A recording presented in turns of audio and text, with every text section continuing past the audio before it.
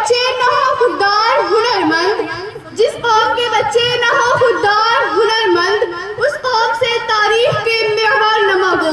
محترم سامعین، یہ بہت ہی حساس اور طویل موضوع ہے، لیکن میں لمبی چوڑی گفتگو نہ کرتے ہوئے کہتی ہوں کہ یہ بات دو دو چار کی طرح آیا ہے کہ قوموں کی عظمت و بلندی، اس کی شان و شوکت، اس کا عروج و زوال، اس کی باوقار خوددار نسلوں پر منحصر ہوتا ہے۔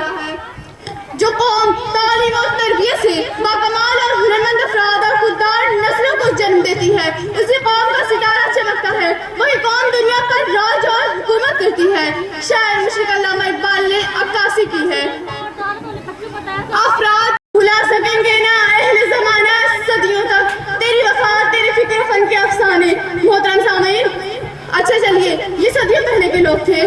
میں آپ کو بتاتی ہوں، ابھی ماضی قریب کی بات ہے کہ اسی خطے میں ایسی باکمال خوددار شخصیات نے جنم لیا جنہوں نے اپنی جدوجہد، محنت و لگن اور کمال و ہنرمندی سے دنیا کے اندر اپنی قوم کا سر فخر سے بلند کر دیا اور بڑا نام کمایا۔ چنانچہ آج بھی ان کے فیض سے دنیا فیضیاب ہو رہی ہے اور ہوتی رہے گی انشاءاللہ، اور تاریخ میں ان کا نام ہمیشہ زندہ و تابندہ رہے گا۔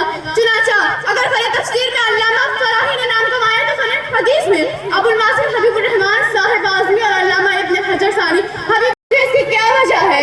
اس کا کیا سبب ہے؟ کبھی آپ نے سوچا؟ کبھی آپ نے غور کیا؟ کبھی اس پر بیٹھے مشورہ کرنے کی ہمیں توفیق ہوئی؟ آج میں آپ کو بتاتی ہوں آخر اس کا سب سے بڑا سبب کیا ہے۔ تو سنیے، اس کا سب سے بڑا سبب تعلیم و ترقی کی راہ سے دوری اور غفلت ہے، جس کو غیر اور دوسری قوموں نے لے لیا ہے۔ انسانی وسائل پر اختیار کیا، تعلیم و ہنرمندی سے اپنی نسلوں کو آراستہ کیا، انہوں نے ہر شعبے اور ہر فیلڈ میں افراد تیار کیے، آفیسر، ڈی ایم